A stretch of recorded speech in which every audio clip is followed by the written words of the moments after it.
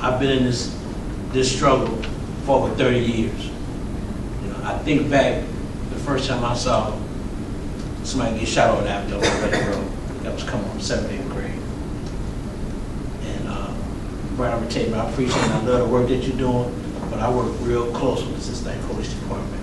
And they doing a lot of great work up front, and they are stepping the game up, but I work side by side with them guys, and I'm gonna continue to do that. You know, but I was come home from school one day, got to the corner of Cleveland and Reading Road, gun battle broke out. One man went falling into the street, fell in the gutter, blood going down the gutter. Another one backed up, he was shot. They shot each other pretty much. 2 of them died. I was stuck, like just 7th, 8th grade. So I'm watching this. And as I glazed my eyes this away, the one man got shot and killed. He had his son with him. He had a little tennis ball in his hand. He was stuck just like I was. I still see him from time to time in the streets, but yeah, you remember that? Yeah, so I was there that day. Wow. So now here we go. We're gonna speed this thing up. 2019. I work on the front line, day in and day out, 7 days a week. Anybody tell you that's what I do? You know, I'm up on Warsaw Avenue, Price Hill. 2 groups clashed right in front of Family Dollar. One guy had a paintball gun. He shot one man in the chest with it. He thought he was shot. He looked down, pulled out a real pistol, started firing at these guys. Now y'all know how wild Warsaw is. I'm right in the middle of this. These guys run up on Man Place, came out with an AR-15. This year, just lit the whole street up. Now I'm hearing these. Now I don't know if you've ever been in the middle of a gun battle, but I'm hearing this go past my. Blah, blah, blah. I mean, just going past my head. This time I dropped down the call the police. I'm on the phone trying to get through, and they asked me what type of clothes, whatever I had on. And I bring it up to say this. It's easy to sit back in the executive suite talking about what's needed and what's not needed. And I'm speaking about ShotSpotter. Hear a lot of people talking about ShotSpotter is a big sound system. It don't do us no good. It's a waste of money, this and that. I'm here to tell you. I've been at Avondale. A ShotSpotter, a gun go off. The police shut the whole area down. They come through that shut. If you come on your porch, and your porch light come on, get on the ground. We need that. On that day up in Price Hill, we didn't have ShotSpotter at that time. I wish we would have had that. I got my 2 guys up there, we up there passing out stuff. I mean, everybody's in danger. I got kids, 9 years old and up, stuck, Justin. I mean, they stuck like the way I was back then, and they're watching, waiting on the body to fall. This is a serious thing we do, so we welcome anything that can be done out here. This is what's going on these streets. It's happening. And the reason why I brought it up because I was in a meeting the other day, and the guy said to me about ShotSpotter, how it was a waste. I didn't say that at that point, but if you'd have been that person like I was that day when that AR-15 was flying out, you'd have wished that AR-15 was that you had that ShotSpotter. So that's why I met with this whole thing. I'm in it day in and day out, and I appreciate all the work that y'all are doing here, and hopefully it'll get more and more people. At this point, I'm trying to get more and more people involved. Doesn't matter about your race, doesn't matter how your financial status is. I need folks with me on the ground. That's right. Going into these communities, where the communities has been raped from everything. Heroes and people that own their family stores, you know, the guy going, that's his hero now. That store is gone. Heroes in the neighborhood is gone. So we can't just continue to take and don't replace. So that's how we're gonna need everybody to bring that love in there. I don't know how many of y'all watched the news the other day about the police officer down in Houston, Texas. Yes. When a police officer worked here and there, accidentally killed a boy, whatever. That young man, 19 years old, said, "Can I hug her?" People that know me know all the time. Handshake, a hug, a smile go a long way.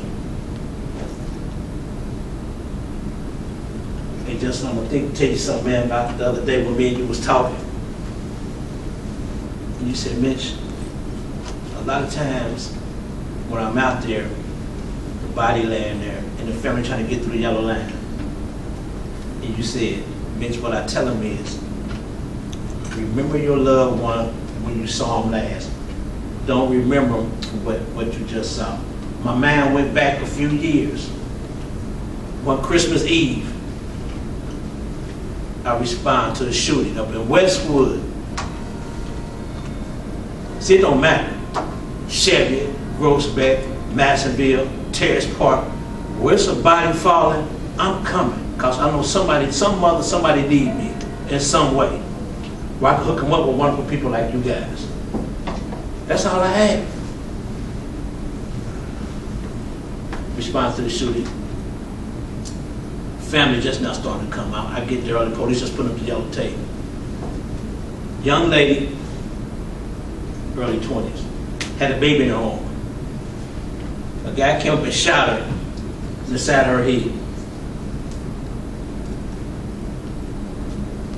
You didn't want to see what that bullet did to that young lady's face. The father come to the scene, police holding him back, he trying to flip, trying to get away. I put him up to the side and said, man, that's what I think about that. That's what I told him. I said, you don't want to remember, you don't want to see your daughter like that. Remember she was smiling up and having, you don't want that to be up. So I understood that, man. When you said I didn't mention to you that day, but it touched my heart. So yeah, it's the real deal out there. So I really just want to touch on that with you guys, let y'all know that it's so important. What I'm doing now is trying to report with good people involved that don't know what's happening out there in the streets. And this is a good way for me to tell people the serious of what's happening out there in the street. Because a lot of times, over so many years, I respond out there, and I got one boy dead, I got another finna go to penitentiary, which he should be.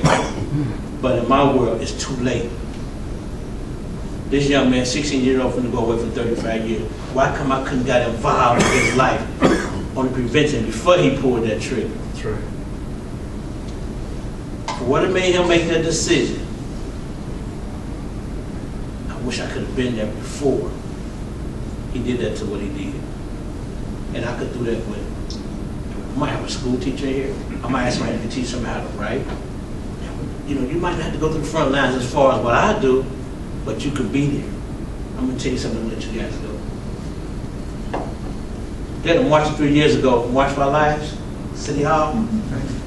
I went down there, it was so many people. I felt that love in my heart. I talk to Jack about it all the time. That's the shooting that happened in Parkland, Florida. And that was a serious thing. The boy went to school, whatever. That was serious. But we got them same type shootings happening every day in our communities where we live, Cincinnati, Ohio. I tell Jack, we speak about it all the time. I wish and pray that we get that many people together to spread that same type of love. And we did it a couple of times this year. We did a thing at the West on Nevada. The atmosphere was so full of so much love and peace. So if I got a kid over here and he's struggling, you don't have to be the biological parent of this kid to bring that peace and love. That's what we need to override all this evilness that's going on. We can't sit back and hold that love to ourselves or just to our family. He didn't mean for it to be like that. If he touched you with love, he meant for you to spread it to others. No matter where you got to go to do that. So hey, thank you for you guys. I just want to spread that with y'all, let y'all know that's where I'm at with this thing. So you ever see me, please, Mitch Morris, I'm about this work for real. I'm on the front lines day in and day out. Like I had to say that shot spotter thing that you hear the police and stuff talking about, it works. I'm telling you. I mean, the bullets was literally going by my head. I might not get a day. And then again, tomorrow, 2 days from now, they might say, oh, you hear about that man, Mitch Morris, he got shot out there. It might happen. I'm ready. Because I'm saving somebody else's child, man. He see it every day. I'm tired of body bags. So sometimes you gotta stand for something. And this one right here, I'm standing tall for. Could you